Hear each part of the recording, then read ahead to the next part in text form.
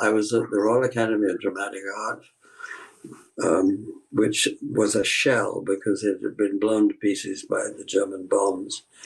But I went, I got in, I still have the piece of paper that tells me I passed the audition. And my fencing partner was Joan Collins, who I've known ever since. I mean, she's amazing. I haven't seen her in years, decades, but she's amazing.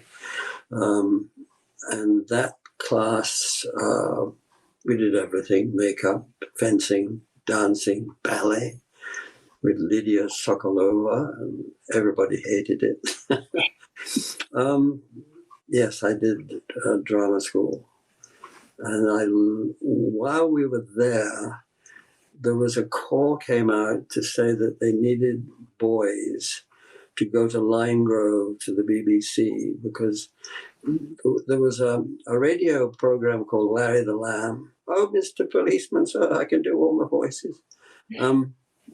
Which was immensely popular. Larry the Lamb was a very popular cartoon character. But they did a live thing where people dressed up in these characters. And about 4 or 5 of us went along and did this.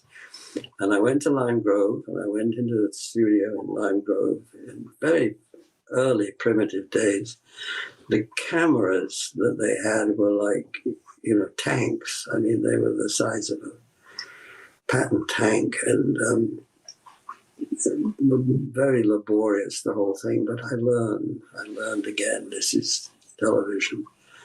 And over the years, I did so much live television before any recording happened, doing plays like Jean-Paul Sartre's, Crime Passionnel, which is with Bernard Lee, who played M in the Bond movies for many years. But these were tremendous, long and difficult plays, which some actors just couldn't stand the pressure. I had a great time. And I learned lots of things with the cameraman. I learned all about lenses and, again, learning. But I could grab a hold of the ring around the camera and he could walk. And I could walk. I was completely in frame and in focus the entire time because I was hanging onto the camera, which is sort of like what we have now with the Steadicam. But it was primitive. Sound, of course, was that thing that came over the head with a man standing on a platform.